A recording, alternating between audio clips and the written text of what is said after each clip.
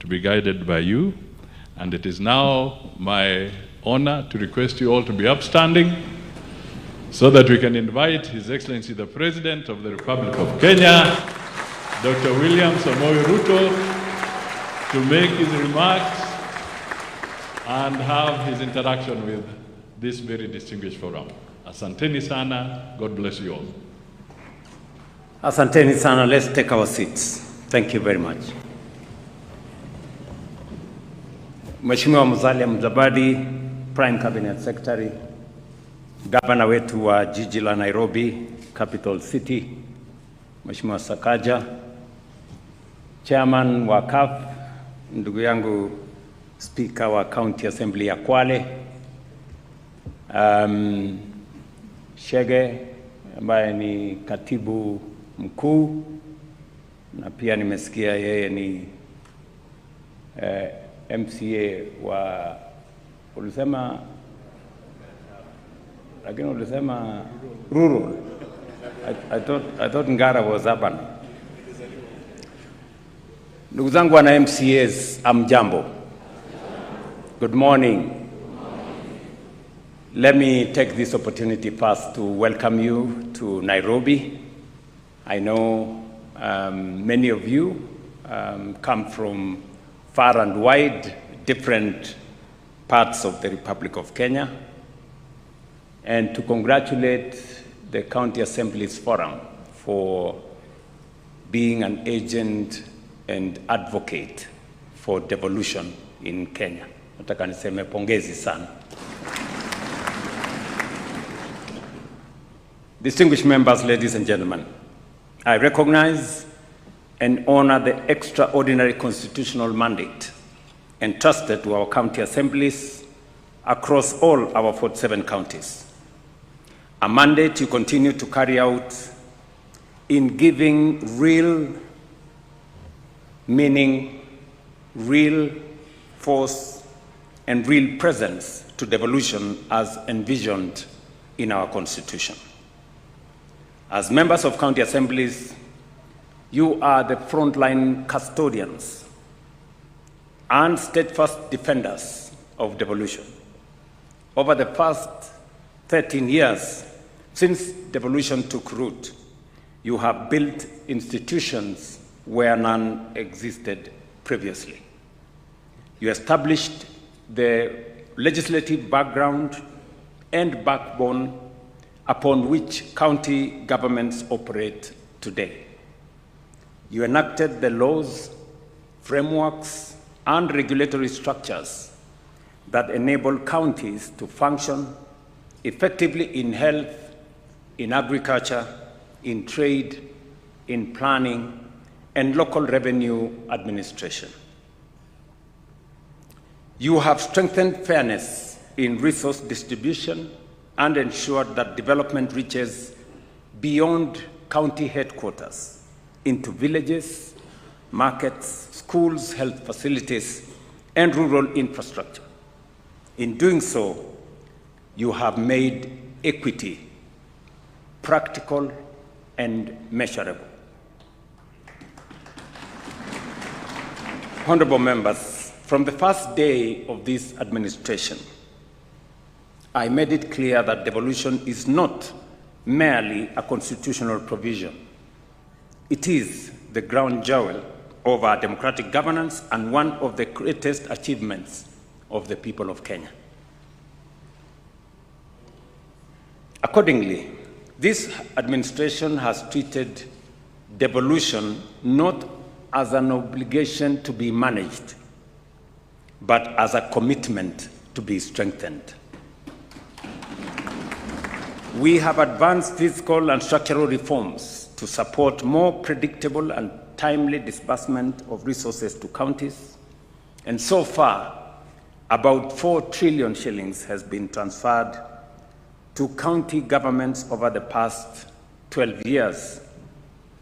Across the country, the impact is visible in expanded road networks, improved health facilities, broader access to water and sanitation, strengthened early childhood education, and agricultural support programs that are improving livelihoods. We have also improved intergovernmental coordination, strengthened implementation follow-through, and aligned planning and reporting systems so that cooperation, not contest, defines relations between the two levels of government. Most significantly, we have completed the delineation, unbundling, and gazettement of devolved functions, bringing clarity where ambiguity previously created duplication, delay, and institutional friction. Honorable members, even as we recognize this progress, we must remain vigilant and focused. The full promise of devolution is not yet fully realized. The decisive factors before us now is disciplined, transparent, and results-oriented use of resources already entrusted to us. While resources are limited, what we have is sufficient to deliver meaningful change and impact when properly utilized and prioritized and efficiently deployed. The central question, therefore, is not how much we have, but how well we use it. The questions we ask are allocations aligned to citizens' priorities? Are systems efficient? Are safeguards strong enough to prevent loss, waste, and misuse? Those are the questions at the back of citizens and those who have employed us. As leaders closest to the people, you carry both the authority and the responsibility to demand clear answers and enforce accountability. The national government will stand with you in this work. We will strengthen cooperation frameworks, support capacity where it is needed, remove operational bottlenecks, and reinforce systems that improve delivery and transparency. I am aware that you have raised several concerns relating to your welfare as members of the county assemblies, concerns that go directly to the strength of devolution and the effectiveness of service delivery to our people.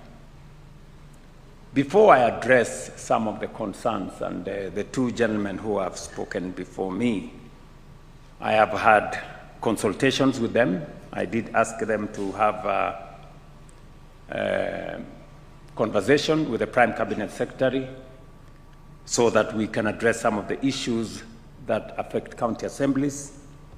But before I do that, I think it's only fair that leaders coming from across Kenya want to know the status of staff in our country. Allow me just to mention 3 or 4 things for good record. Because in the world we live in, there is so much information out there. And there is so much misinformation, disinformation, fake news, and sometimes outright lies about our country. I have the responsibility as the president of this country to always get the citizens of our nation the correct information, and especially leaders like yourselves who have a responsibility beyond being citizens by being leaders at the grassroots.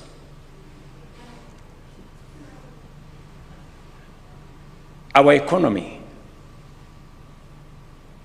I think you saw last week, Central Bank has now reduced the CBR rate, which is the anchorage for interest rates, from 9% to 8.75%, signaling the coming down of interest rates in Kenya. Just for good record, that CBR rate was 14% a few months ago. Put it correctly. We have consolidated and stabilized the economy of our country over the last 3 years. And numbers don't lie.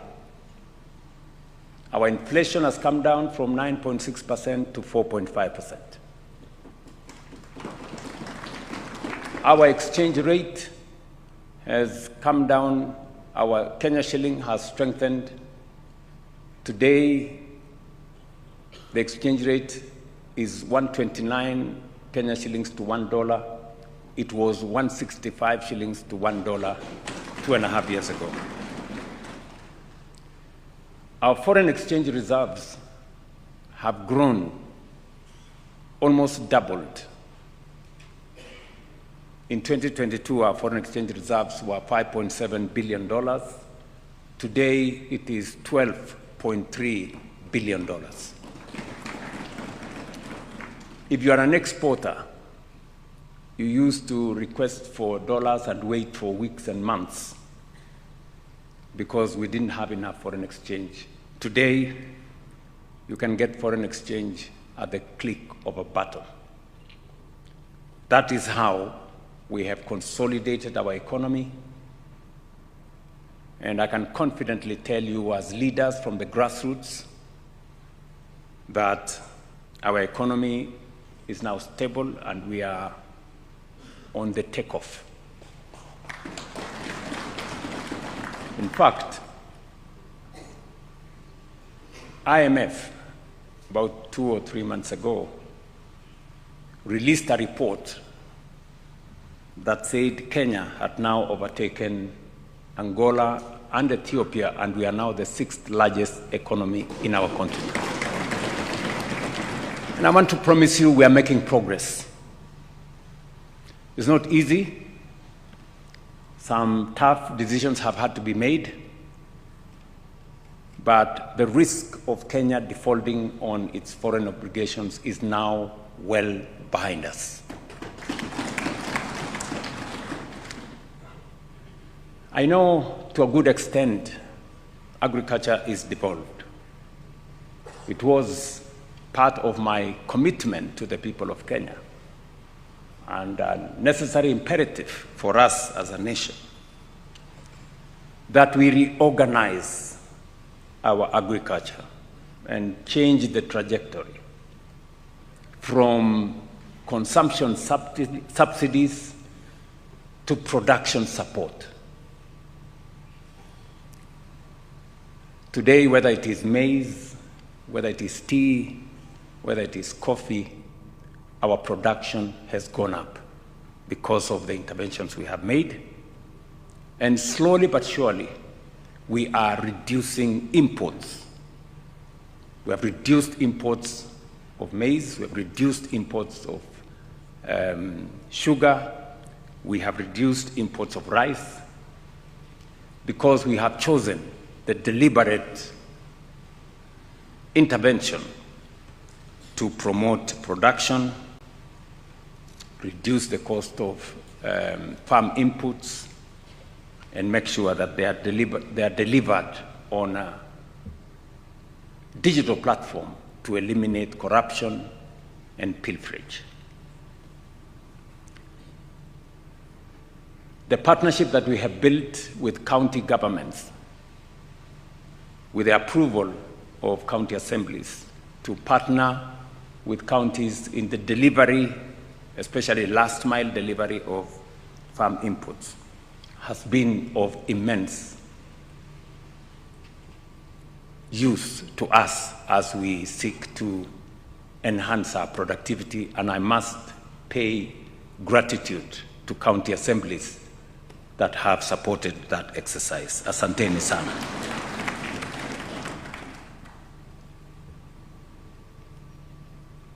I know we have a shared responsibility on matters to do with education. While education at the lower levels is devolved at the early childhood level, the rest of the education is a national function, but we have had a place to converge. I can confidently tell the country today the challenges that we had in the education system, and we had many of you remember. CBC was a very big problem. Many parents were complaining, teachers were complaining, other stakeholders were complaining, and we had to align the CBC program. Today, we have worked with the stakeholders, and now we have competence-based education. We have removed the bottlenecks. We had serious issues with teachers and teacher recruitment. By January this year, we've now recruited 100,000 teachers. We've closed the gap. We're remaining with 20,000 teachers next year, and then we will completely close the gap on teacher numbers. We have built an extra 23,000 classrooms to remove the gaps that were there, and we have changed our funding model. Many of you will remember, those of you who come from Nakuru, for example, or Eldoret, Egerton University could not pay salaries. Moi University was almost facing closure. My own alma mater, Nairobi University, had very serious challenges. They couldn't pay their dues. I can now confidently tell you, and you can ask any vice chancellor, we have made significant progress with a new funding model that we rolled out that is student-centered and that is determined on merit and need, not on where you come from or which university you're going to. And I say so because education is probably the most important instrument that we can use to sharpen our human capital. And our human capital is the most important asset that we have as a nation. And so it is important that every child in Kenya has access to education, not as a matter of privilege, but as a matter of right. And finally, is to brief you on where we are with matters health, which is again a shared function between the national government and the county government. I must commend the Council of Governors.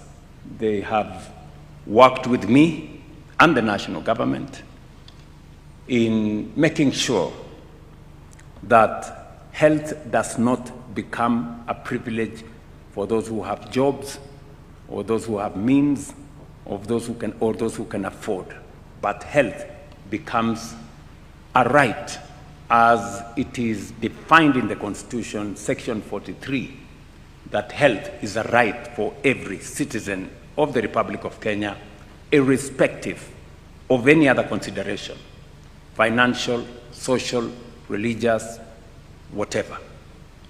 So we're making very good progress, and I am proud of the numbers that are now clear. I was in the city of Nairobi yesterday, and Nairobi, which is has the largest population, is actually among the first 5 counties that have registered SHA, despite their numbers. Today we have 29.3, as of yesterday, million Kenyans registered, and we have treated close to 6 million Kenyans in the last 1 year who've been to hospital. All I want to ask members of county assemblies don't allow facilities in your area of jurisdiction to continue to charge citizens for treatment. Let me repeat. As a member of the County Assembly, I want you to know every facility that is providing outpatient facility, be it a dispensary, be it a health center, or a level 4 hospital, be it private, faith-based, or public, all of them, the government of Kenya pays for citizens who go to those facilities for outpatient facilities without any payment. Citizens should be treated. All they need to do is to make sure they are registered in SHA. The rest will be taken care of by the government of Kenya. Let me also say that I have worked with the county governments because the biggest challenge that has always been there to the people of Kenya has been the absence of medicines in our facilities. Mwananchi anaenda pale, anaambiwa mambo ni sawa, namna hii, mwisho anaambiwa hakuna dawa. So, we have agreed with the Council of Governors. The problem that existed at that time was the refill rate of KEMSA. Refill rate for KEMSA in 2022 was 38%. I can now tell you here standing that it is now 97%. Meaning that every facility should have medical commodities. There is no longer an excuse for any facility not to have the right medicines for our citizens. And as county assembly members, please, I want to enlist your support in making sure that we red flag and we profile those facilities that either continue to charge citizens or continue to tell us there is no medicine. We should ask them tough questions. I think that goes to the heart of what Prime Cabinet Secretary was saying, that your oversight responsibility includes making sure that those facilities are working. Members, I have told you about, I wanted to say one more thing. We are, one of the most serious challenges that we face as a nation is unemployment. All of you, I know, you wake up in the morning, you find people, and we have challenges of unemployment, and we have to be deliberate and intentional on how we create jobs. And that is why we have rolled out 4 different programs. We have our housing, markets, and hostels program that now employ close to 500,000 Kenyans. And God willing, by next year, it should be able to employ 1 million young people. I was a month ago with the professionals. These are engineers, from the mechanical engineers, structural engineers, electrical engineers, other professionals in that space. And we have recruited about 6,000 of them to help us, to monitor and oversight, working with other consultants. We have also the digital jobs space, which I did ask county assemblies to identify at least one spot in their wards so that we can work with the members of parliament to build at least an ICT hub so that you can have 100, 200, 300 young people working on our digital jobs space. And again, I remember telling members of this assembly that there is an opportunity for you to sponsor. And sponsor in this case does not mean you pay.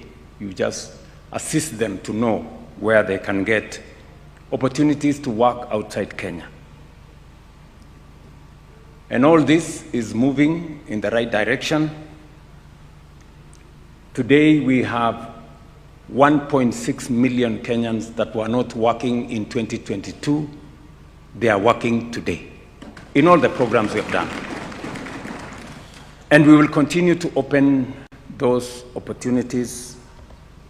Recently, I was in different parts of the country on the business support that we are extending to our micro, small, and medium enterprises under the Nyota program.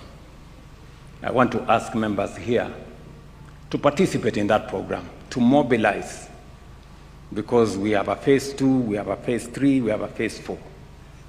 So this is an opportunity for you, and we have insisted that beneficiaries must be ward-based. We have said beneficiaries must be from every ward, and we have distributed equally in all wards in Kenya. In the past, such programs would benefit a few people in towns and in places, but we have insisted this time round that because we believe in bottom-up, it must really be at the bottom, and that is at the ward. So these are some of the interventions that I want to ask that you participate. As I have said, all these programs are not programs tailored for political reasons. None of the young people participating is asked whether they support what political party or what religion or all these other considerations. So, finally,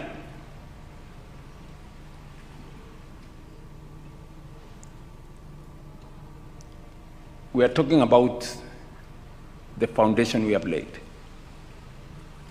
We've dealt and consolidated and stabilized our economy. We've transformed our agriculture. We have stabilized our health. We have worked on job creation. But there is more to be done. That's a good foundation. But going into the future, there are 3 things we must do. Number 1, it's not enough to carry out the agriculture we are doing under rain-fed agriculture.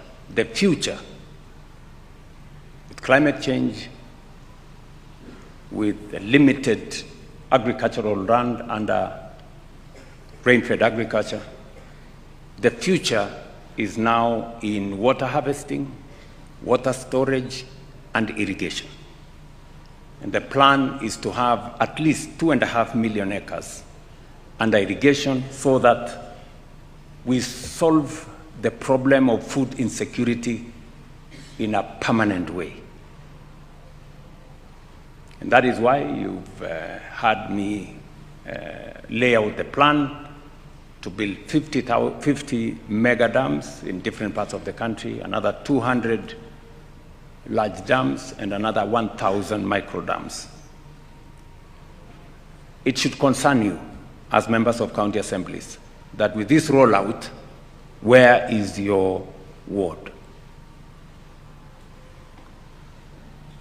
I hope you take time to find out. The second thing that we must do as a country is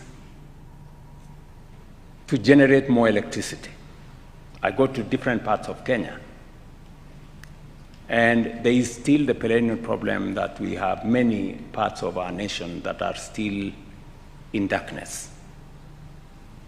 We've done well, I think over the last 12 years, we have moved our electricity connection from about 2.3 million households to close to 11 million households now.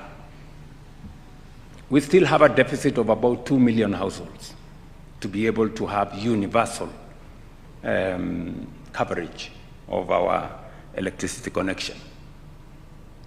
But more importantly, the future is in technology. The future is in manufacturing.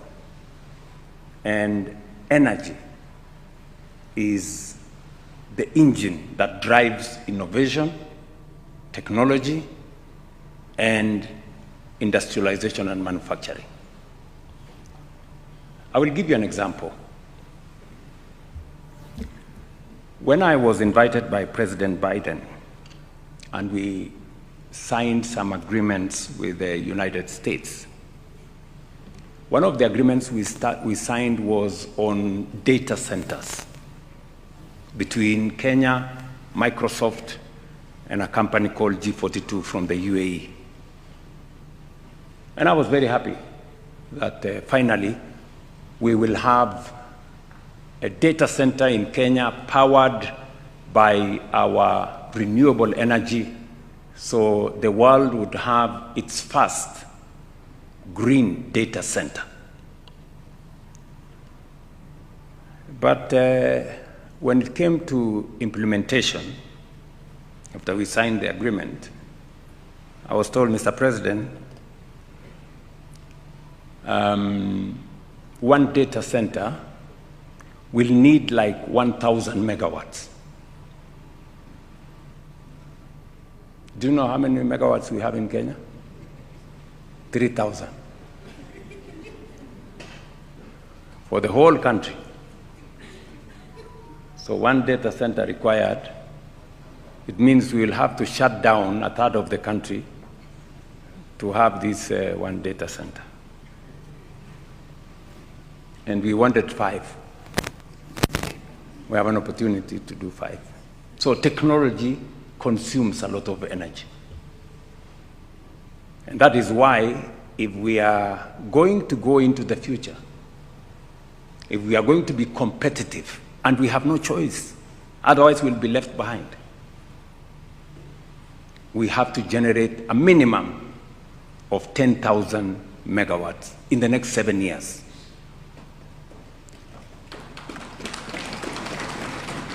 It's going to cost us something like 1.5 trillion. Mnanielewa? So these are realities that we must live with. When you hear me say, for far too long, we have been making peace with mediocrity, tuko tu hapo, the scale of our ambition, the level of our thinking has been limited. So we need to generate energy. And we have enough energy to generate. In fact, we have 10,000 megawatts potential for geothermal. We have 20,000 in wind.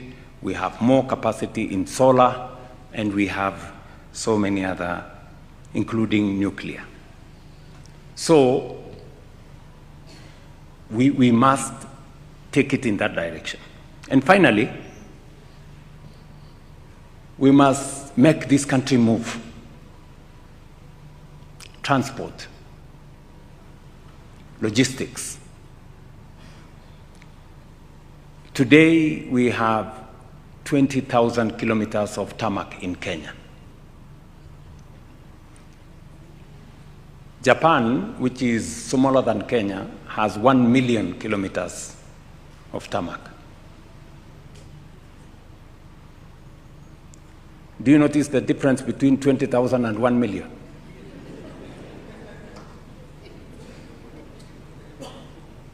Right? That is why whenever you have a meeting everywhere in Kenya, you are told, barabara yetu ni mbaya. Barabara yetu ni mbaya. So it's correct. That's why we have set out, and we are now in the process of getting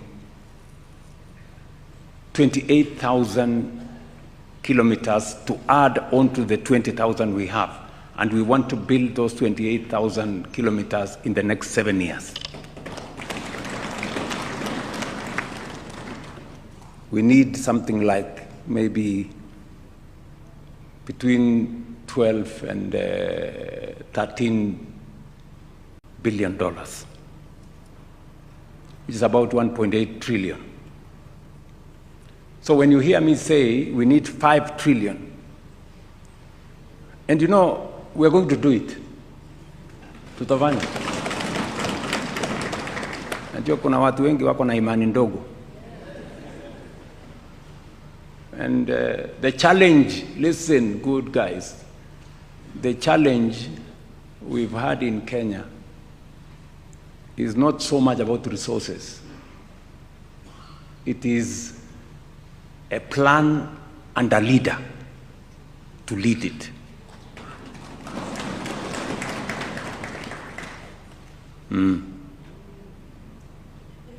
Si tulisema tunafanya affordable housing.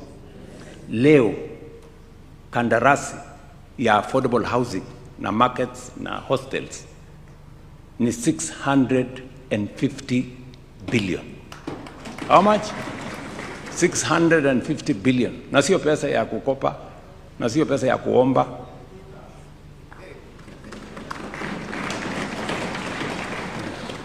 Hata kama niliitwa Sakayo, kwani nimekufa? So bado mimi niko heri. Lakini go to Kisumu today, go to Homa Bay, go to Nakuru, go to Mandera, go to Mombasa, come to Machakos, go to Kitui.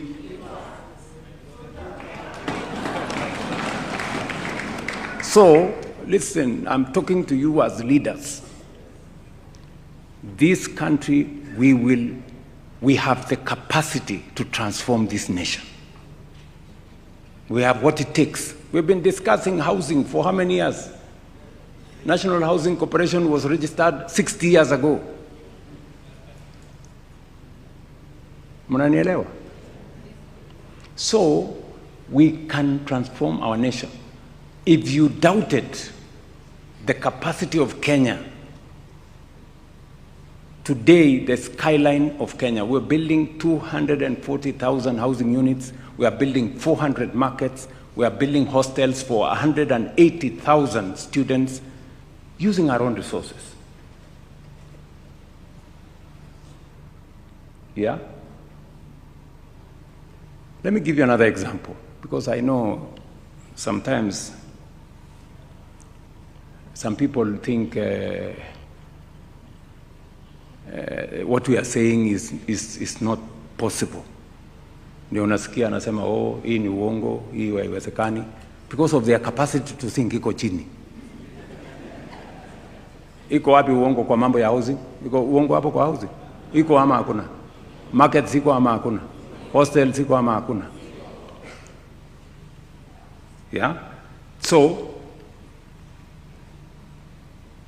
let me give you another example.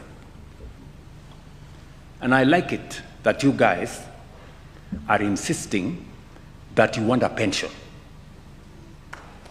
Yes. In other words, you believe that savings is the right thing to do. Because for you to have a pension, you must save.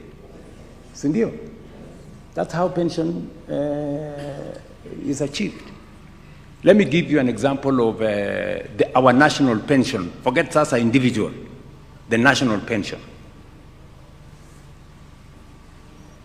Up to 2023, we had a total saving on our social security at NSSF of 312 billion, saved for 60 years. But in the last 2 years, because I insisted that we cannot continue the way we are saving, let us look for the best practice globally. What is the world doing? You know, we cannot continue to say, oh, this is us, or we have to do it this way. Since we changed the contribution metrics, which we changed in 2023 with a lot of difficulty, today our pensions have grown from 312 billion. In just 2 years, we are now at 670 billion. We have doubled what we saved in 60 years. We have doubled it in 2 years. By next year, we will have 1 trillion shillings in 2027. We'll have 1 trillion shillings in our NSSF. Do you guys know what that means? Explain to me, if we go the way we are going, what will happen in 5 years? What will happen in 10 years? You know?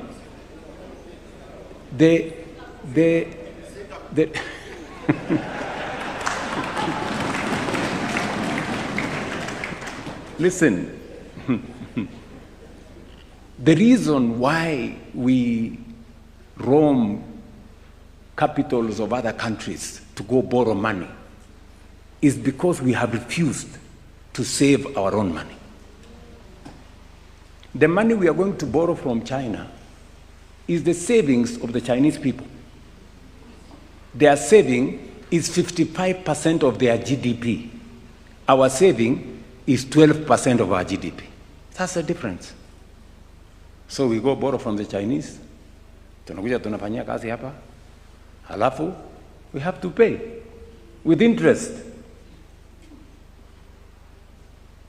Last year, I went to China twice. To do what? To negotiate. No. To go negotiate, sasa bwana mkubwa, unaona sasa hii deni iko kubwa sana. We are paying $1 billion every year. So we couldn't find space to do any road or to do anything. So we went to tell them, hii deni punguza kidogo, inatuumiza. So forget about what you see huko. Nakuta huko, iko parade kubwa. Askari wanapita huko, tumesimama hapo. Unafikiri it is pomp and color. Hiyo parade kiisha, ukiingia ndani hapo, mlango ikifungwa, unaanza kuambia ule mtu, tafadhali bwana.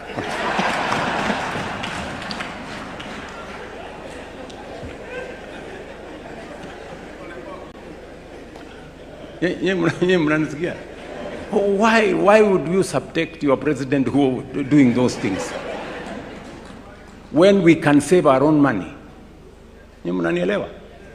Look, I must tell you this because you're leaders in Kenya.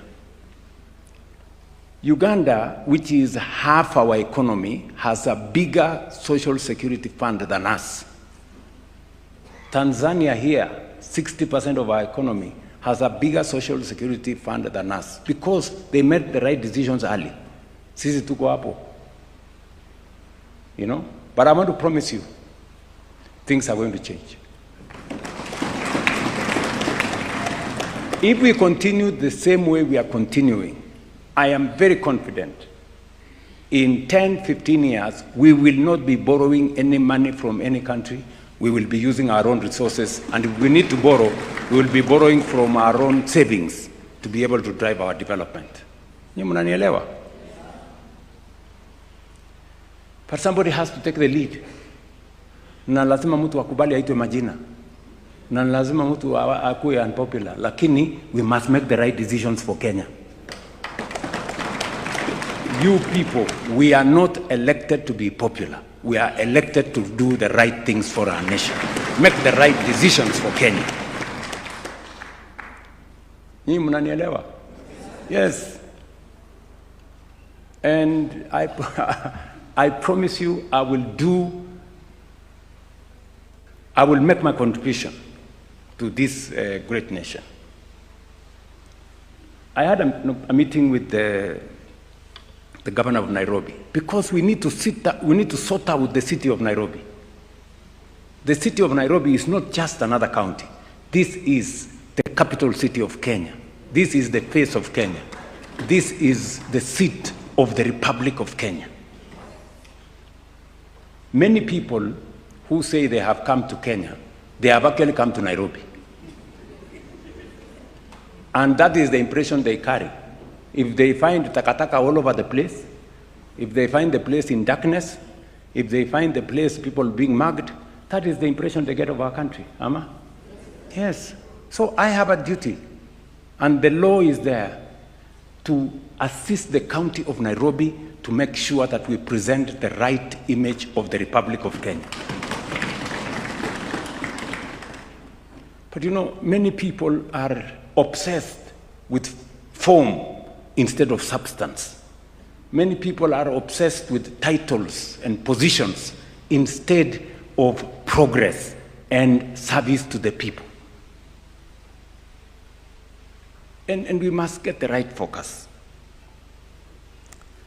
So, good people, I am asking for your partnership for us to change Kenya. It is doable, it is possible. I rest my case. On the remuneration of members of the County Assembly.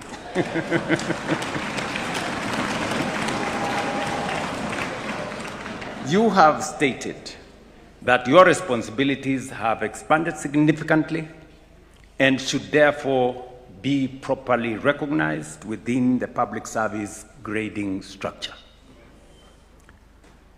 And I did ask the County Assembly Forum to work with the Prime Cabinet Secretary and with the Salaries and Remuneration Commission, which exercise they have undertaken.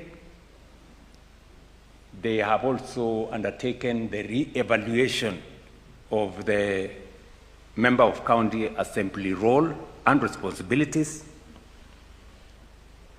and they have confirmed that it is necessary to upgrade.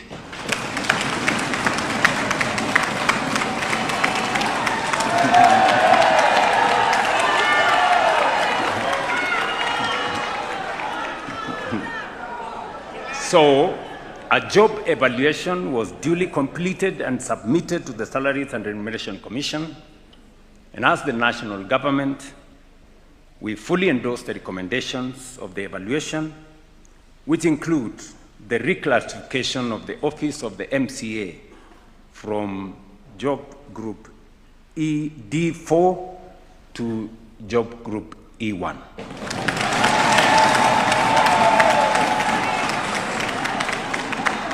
That is in recognition of your mandate and workload. And we are going to make the necessary adjustments so that this can be implemented immediately.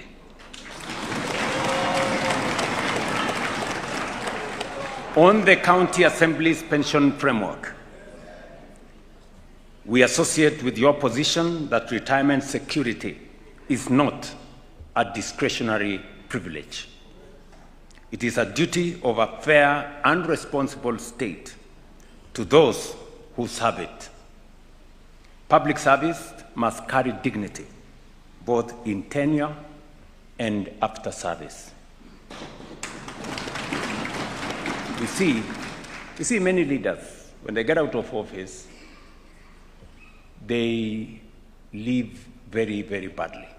And therefore, the issue of pension is something that I have every intention to address. And so, there were two outstanding issues that Parliament was grappling with. I have discussed this with the leadership of Parliament, and I want to confirm that the issues are within reach. We will resolve those issues in Parliament, and we will then conclude because already the matters are in Parliament. The only thing I want to ask of you is that, which you already accepted, it must be contributory.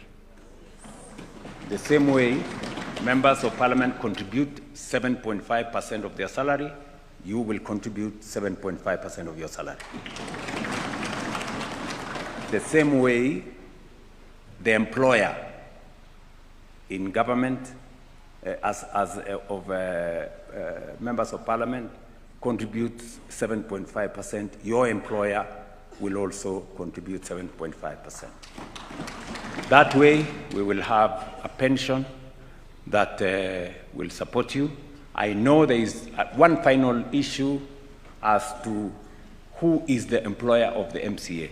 That we will solve it out. We'll solve it, and I guess in the next couple of months, we will be able to complete that process in Parliament, and members of County Assembly can be pensioners after 2 terms in office. So, mimi naona saa zingine naona kuna MCAs wanasema 1 term. Sasa ukiwa na 1 term huwezi pata pension, shauri yako.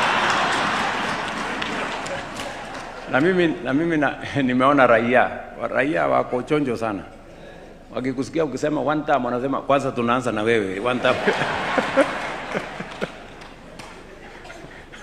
Kabla tujafikia wale wengine.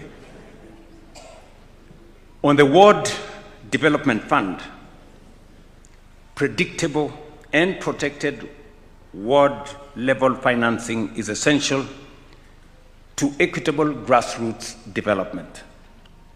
As the national government, we support the inclusion of the Ward Development Fund within the proposed constitutional amendment framework alongside other protected funds, including the National Government Constituency Fund, National Government Affirmative Action Fund, and the Senate Oversight Fund, so that ward-level development is legally secured and stable.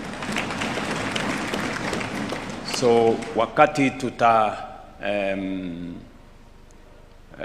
pitisha sheria ya kutengeneza mambo ya Constituent Development Fund, we will make sure that the one for Ward Development Fund is included. I will again ask the County Assembly Forum to work closely with the Office of the Prime Cabinet Secretary on this matter, so that, because there are certain legal challenges that are going on in court, so that we can navigate the processes and make sure that this becomes a reality. On the anchoring of the County Assembly's Forum in law, the Intergovernmental Relations Amendment Bill of 2024, which seeks to formally establish the forum in statute, is currently at the second reading stage at the National Assembly. I am aware that its progress has slowed down due to procedural contentions over whether it qualifies as a money bill. We will conclude the conversations with Parliament constructively to resolve this matter and ensure that the forum is properly anchored in law without further delay. So again, you guys have a responsibility. When you run into trouble, you have my telephone number, you can always find me.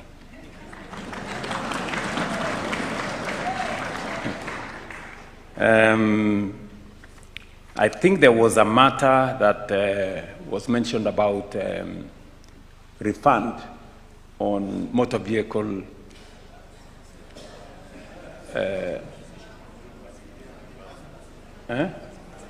reimbursements, or refund on car grant reimbursements. Some counties succeeded, some did not. Now, I can confirm to you that we have resolved the issue as government, and we have agreed with the Kenya Revenue Authority that the matter that is currently before court, we will withdraw the matters from court. We will go to the alternative dispute resolution space, alafu tutapangana hapo ndio tufanye namna hiyo. So I think all the issues that you had raised with me, I have addressed. There are some, like the autonomy of the county assemblies. I did tell you that since we have parliament at the national level, the assemblies must have the same, must be treated equally, because we do not control the finances of Parliament. So the county executive should not control resources of county assemblies. As was stated, I did sign the law. Now it is the position in law that county assemblies are independent. The only issue that is there is because the budgets were already done, so it will begin to be operational from June when we do the new budgets. Now the county assemblies will budget separately from the county executive. As I conclude, this is my firm undertaking to you. We will work with you, coordinate with you, and respond to legitimate institutional needs in the interests of the citizens you represent. You have my assurance that the national government will continue to provide firm institutional policy and operational support so that you can discharge your constitutional responsibilities with confidence and effectiveness. I thank you, honorable members, for your attention and wish you fruitful deliberations. And as you go back home, please carry our goodwill, our messages of goodwill for those of us who are Muslims, as has been said here. As you enter into this holy month, we will have our support. Tunasema Ramadan Karim, na kwa ndugu wetu wa Kristo wote, especially our Catholic friends.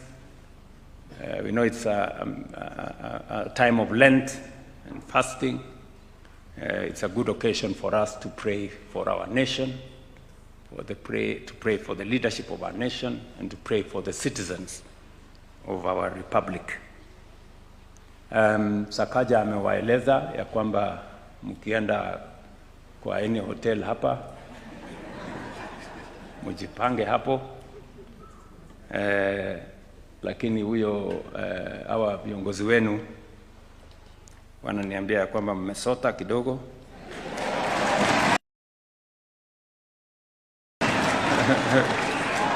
Hapa Nairobi, watu wa Nairobi wamenifundisha ati kuweka mawe.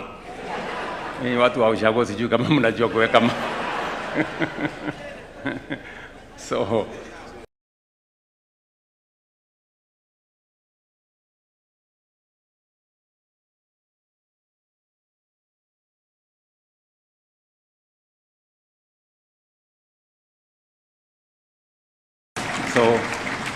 because otherwise I would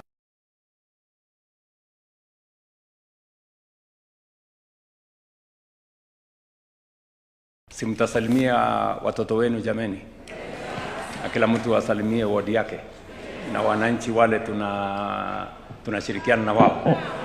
Asante sana, God bless you and I wish you well. Naomba sote tusimame wima, tumalize na wimbo wa taifa. Let us all be upstanding to wind up with the national anthem.